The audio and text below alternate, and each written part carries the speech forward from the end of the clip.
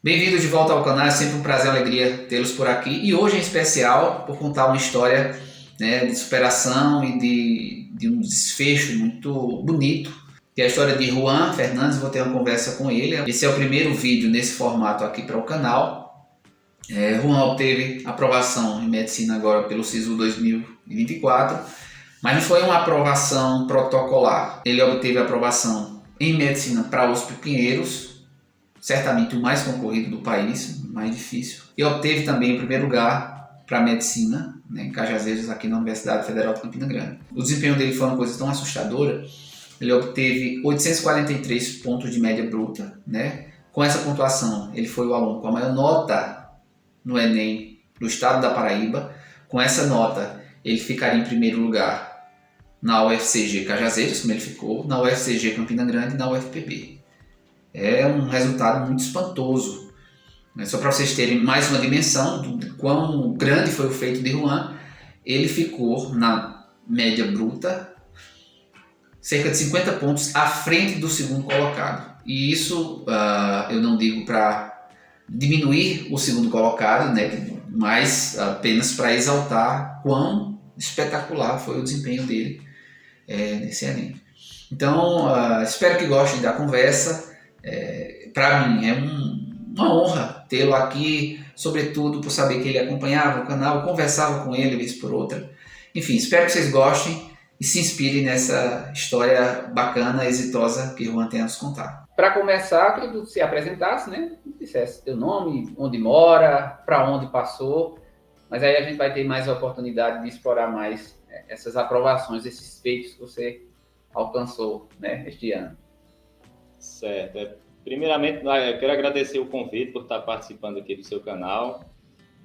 Meu nome é Juan, eu tenho 32 anos, sou fisioterapeuta de formação e estudo há um ano e 7 meses. Consegui a aprovação esse ano agora, no Enem 2023, para a UFCG de Cajazeiras, na ampla concorrência, além de aprovação na USP Pinheiros também. Pronto, vamos dar um pouco mais de ênfase nisso aí, porque não foi só a aprovação, né, para medicina na UFCG Cajazeiras, que aliás é a mesma universidade que eu curso, né, a UFCG tem um campus em Campina Grande, no interior da Paraíba, e no Alto Sertão, também interior, tem um outro campus, né, de Cajazeiras. Isso. Juan teve, né, o maior desempenho da Paraíba no Enem 2023, né, o resultado agora do SISU, com uma média, me atualize aí. 843,46. Essa foi a média bruta. E a quantidade de AC? 169 de 179. Isso é um absurdo. E com isso, ele conseguiu aprovação em medicina no curso da USP Pinheiros, né? A USP também tem dois cursos, tem a USP Ribeirão Preto e a USP Bauru, Pinheiros. São 3. 3, pronto. Bauru. Tem Bauru também. Certo. Eu não conheço ninguém, pelo menos aqui do meu setor, que já obteve aprovação na USP Pinheiros. Tem algumas pessoas, inclusive aqui da cidade de Campina Grande, foram aprovados para Ribeirão Preto, eu acho, alguém para Bauru, enfim, mas para Pinheiros, ampla concorrência, que é considerada vestibular, digamos assim, as vagas mais disputadas. A gente sabe que a USP tem, né, o vestibular próprio da FUVEST, mas também tem uma forma de ingresso que é via... o Enem. Pela nota do Enem, né? Pela nota do Enem. Então, assim, é um resultado, é um feito impressionante.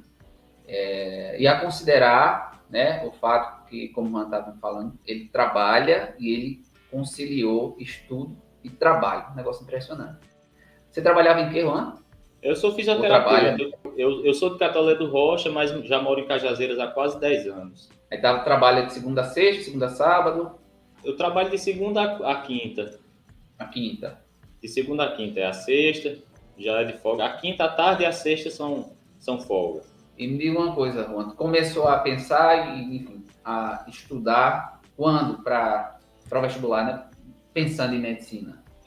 Foi em abril de 2022. Eu estava, à época, estudando xadrez, sabe? Tentando aprender xadrez. Aí eu sou meio assim, obcecado com as coisas. Quando eu tô aprendendo alguma coisa, ou quando eu não estava jogando xadrez online, eu estava lendo livros sobre xadrez ou vendo videoaula de xadrez, assistindo filmes relacionados a isso.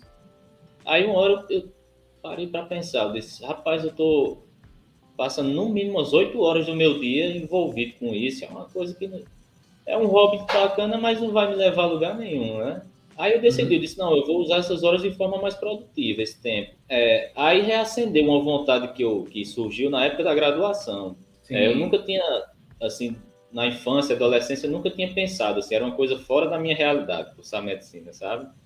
Aí, na época da graduação, nos hospitais, nos estágios dos hospitais, surgiu essa vontade, mas nunca alimentei porque para mim era muito impossível para mim, estava completamente fora. Sim. Aí quando foi em abril de 2022 eu decidi começar a estudar. E aí começasse a estudar sozinho, por conta própria, fez cursinho, como foi essa preparação? Ainda em 2022. Isso, na hora que eu decidi, eu comecei a pesquisar. Eu já sabia que eu queria o campus daqui, aí pesquisei o termo de adesão, vi os pesos, pesquisei a questão da TRI, como é que funcionava, que matemática valorizava mais, depois natureza e tal, redação. E vi a nota de corte do ano anterior, quantos acertos aproximados eu precisaria tirar para atingir aquela nota. Aí pronto, depois que eu mapeei o plano, aí eu assinei um cursinho online. Pode falar o nome? Sim, pode, não tem problema nenhum. Eu a prova total. No primeiro ano eu assinei uma prova total. De Jubilu e companhia, né? Isso, de Jubilu, Aí, em relação a cursinho, assim, foi nos 7 primeiros meses antes do Enem 2022, foi o único cursinho que eu usei. Estudava em casa, entrei no cronograma de maio, que tem vários cronogramas, a depender de quando a pessoa entra. Aí eu entrei no cronograma de maio e só segui, assim, porque eu não tinha base de nada. Eu fiz o ensino fundamental e médio em escola pública. No ensino médio eu era um péssimo aluno, era aluno do fundão, não prestava atenção em nada. Aí, assim, eu tive que aprender do zero mesmo. E como foi o teu desempenho no Enem 2022, né? Eu fiz 126 acertos, fiquei com 748,06 de média simples. Que já foi um resultado bem expressivo, né? Para quem retomou... Para 7 meses, né? Para 7 meses já... Só que foi bastante frustrante na época, porque eu sabia que eu poderia ter feito mais, sabe? Sim. Assim, se tivesse vindo um Enem mais dentro da média, porque o Enem 2022 foi muito atípico, né? Muito difícil, muito complicado. Eu me lembro que eu acho, especialmente Ciências da Natureza, né? Que tava Ciências mais... da Natureza foi a prova mais difícil da história. Aí juntou assim, parece que o universo conspirou para dar errado e realmente deu. Aí foi um pouco frustrante, mas depois que eu fiquei uma semana de luto, com 8 dias depois do Enem, eu já voltei a estudar. Eu costumo até pensar que é importante realmente vivenciar esse período de luto, enfim, esperar passar para poder tomar decisões sem que estejam tão contaminadas, né, por angústia daquele momento. Então, é muito ruim, eu me lembro disso, eu fiz também, né, muitos anos por cima. Quando saía da prova, a gente já sentia se dava ou se não dava. Assim. Isso, exatamente. Dia, né?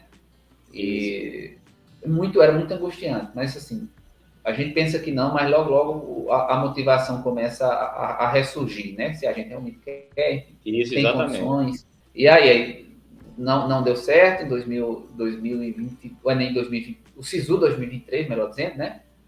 Isso, eu aguardei a nota, quando vi a nota eu até pensei, eu disse, a prova foi muito difícil, talvez os cortes baixem e tal, como eu sou cotista também, né, eu tenho cota de escola pública, aí eu disse, eu vou colocar lá no SISU, não tenho nada a perder. Aí, aqui, o ano passado, só tinha uma vaga para a antiga L5, né, que mudou de nome esse ano, que é Escola Pública Independente de Renda. Aí, na primeira parcial, eu estava na posição 75 de uma vaga. Aí, realmente, foi o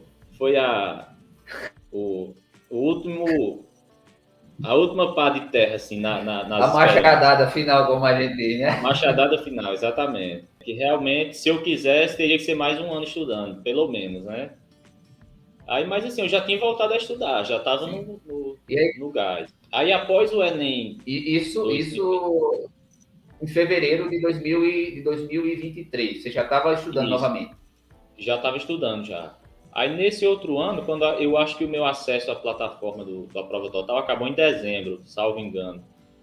Aí eu assinei outro cursinho online, foi o cursinho do Ferreiro. Ô Juan, e em relação ao teu estudo 2023, né? O que é que tu acha que mudou ou que você, né, começou a fazer que lhe conferiu um desempenho tão fora da curva, né, como foi o seu no Enem? Acredito que esse desempenho melhor foi se mostrando já durante os simulados que você fez, né? Mas assim, a Sim. que você atribui tanta evolução? Se for para dizer só uma coisa, eu diria autonomia nos estudos. Porque em 2023 eu não usei nenhum cronograma. Por exemplo, de novembro do Enem até fevereiro, março, mais ou menos, eu sabia disso. Não, eu não tenho segurança em análise combinatória. Eu pegava uma playlist de análise combinatória, estudava, fazia as questões. Eu fiz isso com todos os assuntos que eu tinha dificuldade, de matemática e natureza. Porque no primeiro semestre eu só estudei as áreas do segundo dia, sabe? Sim, No primeiro dia eu só implementei de julho para frente. Aí a minha estratégia era essa: eu vou estudar o que eu preciso estudar, o que eu não tenho confiança ainda. Não vou pegar um cronograma, estudar as 4 operações, perder tempo com isso, não. Eu vou estudar onde eu tenho falhas. E ao mesmo tempo comecei a implementar muitos simulados.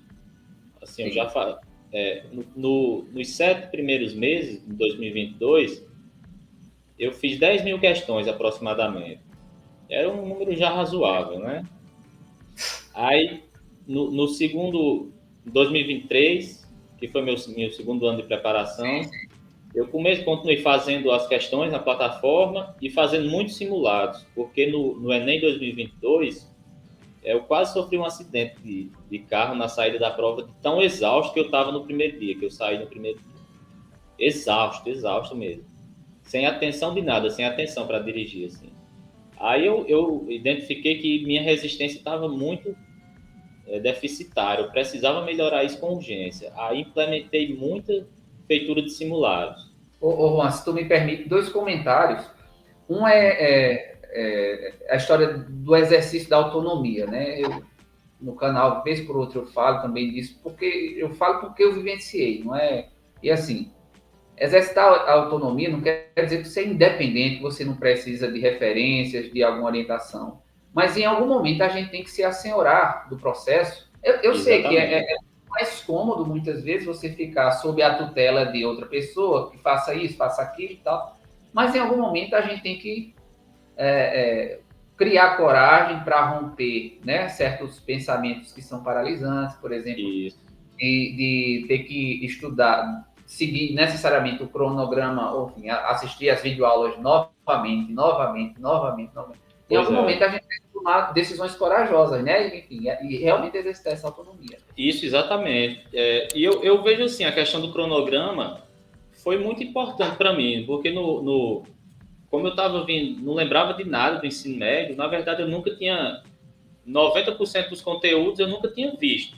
Sim. Assim, não é nem que eu precisava relembrar, eu precisava ver, assim, ter o primeiro contato com aquele conteúdo.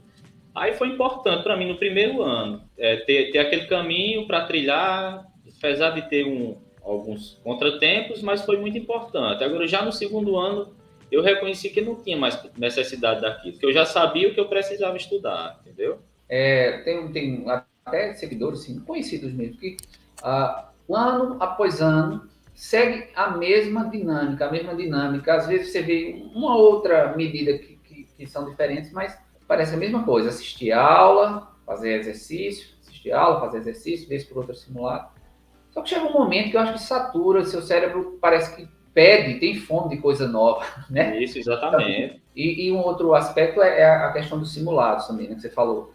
E Sim. simulado não é feito só para testar. Simulado é uma oportunidade, claro. né, de testar o que você está estudando, mas de aprender coisas novas, de ganhar resistência física, que é fundamental, que você relatou, né, que saiu legal do primeiro Enem que você fez em 2022, e que provavelmente isso não se repetiu em 2023, né? Essa exaustão durante... Quando eu saí das duas provas, saí tranquilo. Dava para fazer mais uns 45 questões, assim, se fosse preciso. Tranquilo. Ou seja, você faz tanto simulado que no dia é só mais um dia, né? Pois só é, mais um dia. Fica muito automatizado, assim. É tudo questão de saber a hora de pular uma questão, de bater o olho, reconhecer um padrão, fica tudo automatizado demais. E como era a tua rotina, assim, no dia? Eu trabalhava, mas que horas você estudava, começava a estudar? Enfim, como tem que escrever como era o seu percurso diário na preparação? É assim, eu acordo relativamente cedo, 5 horas da manhã. Aí eu acordava, dava uma volta com a minha cachorra, aí depois já fazia um café e já pegava umas questões ou uma aula para assistir para adiantar, sabe? Para antes do trabalho, já adiantar alguma coisa para de noite eu estar mais livre. Aí fazia aquela primeira sessão de estudos ali antes de ir para o trabalho, às 7 horas. No trabalho, quando eu terminava também meus afazeres, pegava o celular. Eu sempre estudei por celular, nunca usei notebook, não, né? Sempre foi o celular, meu companheiro de guerra. Aí assistia a aula nos horários livres no trabalho também, fazia listas. Quando eu chegava na hora do almoço, dava mais uma estudadazinha. E à noite eu nunca fui muito produtivo à noite. Eu já encaixava assim nesses horários ociosos, os estudos, durante o dia, porque à noite eu não consigo estudar bem. Sim. Sabe? Até 7 horas, 8 horas no máximo eu consigo olhar uma coisa ali, mas ficar até meia-noite, como tem gente que fica, eu não consigo, sabe? Sim. Aí eu não insistia. Eu disse, não adianta eu estar estudando até 10, 12 horas, não vai ser produtivo esse estudo. Aí eu diluía durante o dia. E os simulados? Os simulados geralmente eu fazia na quinta, sexta, sábado e domingo, assim, não os 4 dias seguidos. Sim. Pronto, por exemplo, eu fazia um na quinta, ia corrigir o simulado. E eu sempre só ia para o próximo simulado quando eu me certificava de que eu não erraria mais uma questão parecida que caísse daquele estilo, sabe? Por exemplo, se eu tivesse a oportunidade de esquecer que fiz aquela prova, eu só ia para o próximo simulado se eu tivesse certeza que eu gabaritaria em um próximo contato com ela. Sim. Aí, e o simulado também serviu para me ajudar a identificar os erros. Porque tem conteúdo que você sabe que você tem falhas e outros nem tanto. Às vezes você subestima um conteúdo, aí quando cai nos simulados, você erra uma, duas, três, você diz, realmente eu preciso dar uma revisitada aqui nesse tópico. Aí, quando em um simulado eu vi que eu tinha que revisar os tópicos, quando não dava para fazer no mesmo dia, eu fazia no outro dia. Aí no outro dia eu já não fazia simulado, eu fazia a revisão daqueles assuntos, com aula, com questões. Tu percebesse, não sei se você tem essa métrica, né? Qual era a média de acerto? Claro que a gente não deve se apegar apenas ao número de acertos, né? A TRI vem aí para... existe justamente para a gente sair um pouco também dessa mentalidade apenas quantidade de acertos. Tem a qualidade dos acertos. Mas em termos de métricas, assim, quantas você acertava mais ou menos no início da preparação, falando especificamente do ano 2023, né? E depois comparando com o final da apresentação. A preparação, melhor. Pronto. No começo do ano, eu lembro que tipo um mês que eu comecei a estudar, eu disse, eu vou pegar um simulado para ver onde é que eu tô aqui, para me encontrar. Aí eu acho que eu acertei 113 questões. 113, eu disse, eita, tem bastante chão ainda para ultrapassar a barreira dos 150. Aí passei alguns meses até que chegou uns 150. Aí depois eu me mantive nesse patamar. Assim, antes do Enem 2022 mesmo. Ali na casa de 150 baixo, por ali. Sim. Aí, só que a prova não refletiu o resultado desses simulados de 2022. Aí nos de 2023 eu sempre ficava eu acho que eu nunca fiquei com menos de 155 acertos, assim, nos de 2023. 155, 160, raramente uns 170. Quais eram os simulados que tu costumava fazer? Eu fiz vários, viu? Sais, Bernoulli, Somos, ESAG, Poliedro, os que eu acho que foi até você que me passou um grupo do Telegram e um Drive que Sim, Foi até você que me passou. Aí todos, eu vim fazendo de trás para frente, fazia todos os que saíam novos de 2023. Quando acabava, eu fiz todos de 2022, todos de 2021, 2020. Não lembro ao certo até que ano eu cheguei, mas eu vim fazendo assim de trás para frente. Ô, Juan, até esqueci de perguntar, mas agora o teu desempenho, falando do teu desempenho do Enem 2023, como foram seus acertos, assim, como geral? Linguagens, quantas questões? Linguagens eu acertei 43, humanas 42, natureza 41 e matemática 43 de 44. Sim, impressionante, impressionante. Assim. Que totalizou 169, né, das 179 válidas. Nessa tua preparação, qual foi a disciplina que mais te desafiou? O que mais me desafiou, eu acredito que linguagens e redação. Linguagens e redação, porque no 2022 eu estudei bastante redação, aí sempre fazia as redações autorais, tirava notas boas. No dia do Enem 2022, eu acho que eu gastei 2 horas e 15 minutos para fazer a redação. Acabei tirando 900. Sobrou muito pouco tempo do restante da prova. Tive que fazer nas pressas. Em relação à preparação, de uma forma geral, e aí estou extrapolando a questão da disciplina dos conteúdos, né? Assim, foi mais desafiador para tu? Para trabalhar? Eu acho que o pior de tudo é a solidão. Sim. Assim, porque além de eu estar estudando em casa, o pessoal do meu ciclo de convívio, ninguém está fazendo Enem, né? O pessoal já com mais de 30 anos, está todo mundo querendo passar em concurso, querendo fazer mestrado e tal, tendo filho. Aí eu ficava assim, quando alguém mencionava a palavra Enem, eu ficava em eta para puxar um assunto, para conversar, sabe? Pegar O mais, junto. o mais desafiador foi isso, assim, claro que a rotina também era cansativa, assim, tinha dia que o cara não estava bem para estudar, mas estudava mesmo assim.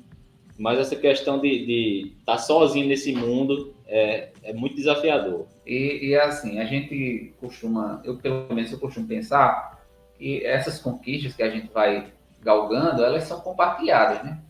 Claro, Sim, com quem faz a certeza. prova, quem senta, quem esquenta cadeira estudando, enfim, quem vai fazer é a gente. Mas a gente sempre conta com a cumplicidade, com o auxílio, né, de outras pessoas que seguram a sua assim, né? É igual um esporte individual, né? O tênis, por exemplo.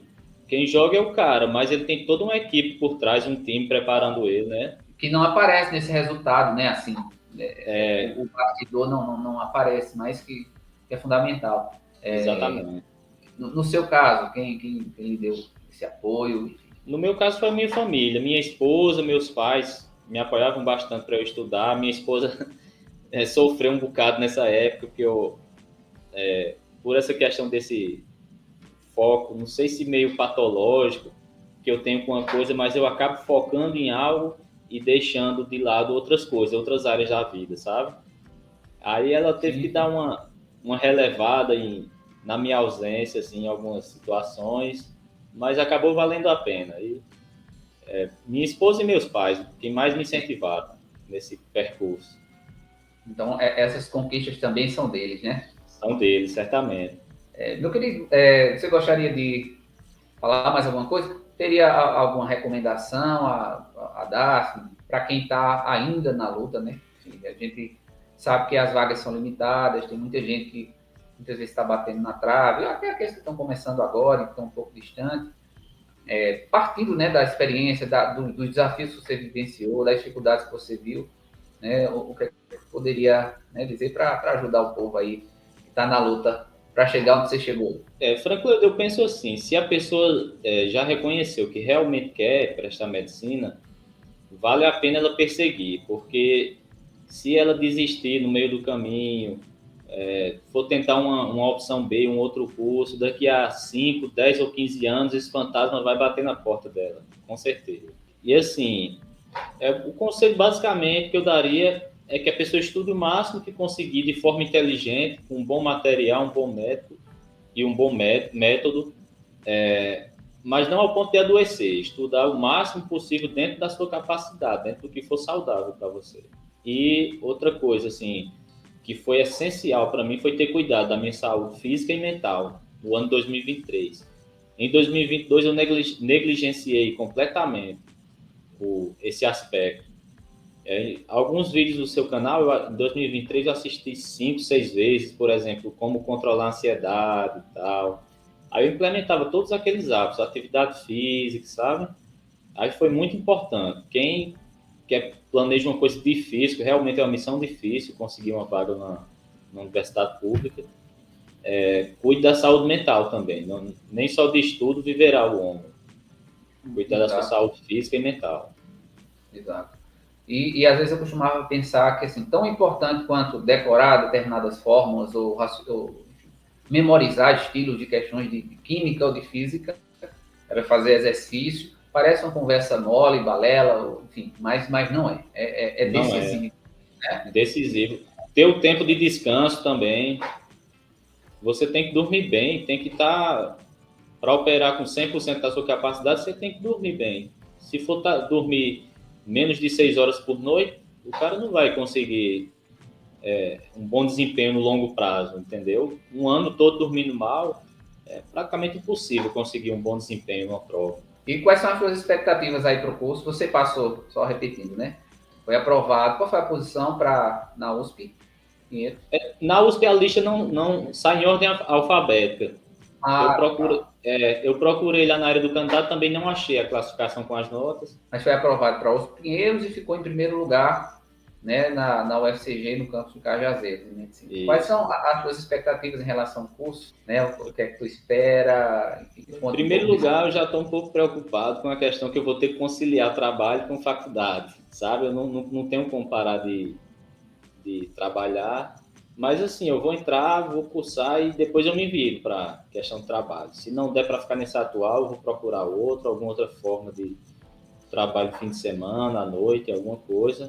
Mas assim, as expectativas são muito boas. Assim, é uma coisa que já desde lá de 2010, 11, eu já pensava em fazer. Agora, com um pouco de atraso, mas estou conseguindo.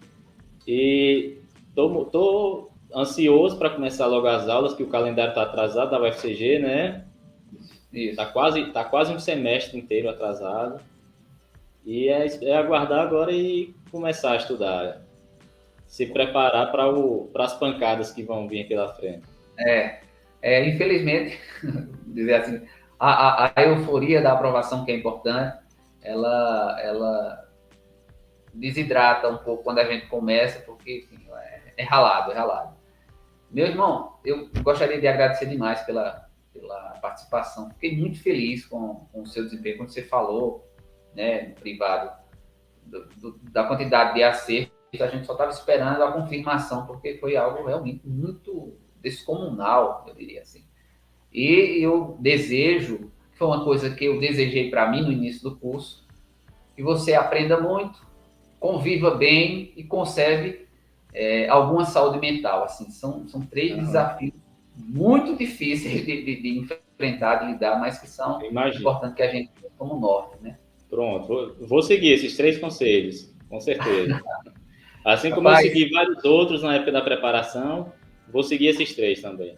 Rapaz, fico feliz demais e agradecido pela consideração. Eu que agradeço. Um abraço, felicidade e boa sorte, meu irmão. Valeu, muito obrigado, Franklin. Até mais. Então é isso. É uma alegria muito grande contar essa história de Juan. Eu me inspirava na época da minha preparação, né, nesse tipo de entrevista, me alegrava com a conquista, né, dos colegas e espero que seja também inspiradora e motivo de alegria para vocês acompanhar uma história de tanta superação, tantas contingências que precisou enfrentar e ainda assim obtendo um desempenho tão descomunal. Tudo bem? Se você ainda não é inscrito ou inscrito no canal, por favor, considere se inscrever para me ajudar a seguir publicando vídeos para vocês e seguir, tomara, contando histórias e trazendo aqui histórias para vocês como a de Juan. Tudo bem? Eu agradeço de coração, forte abraço e até mais.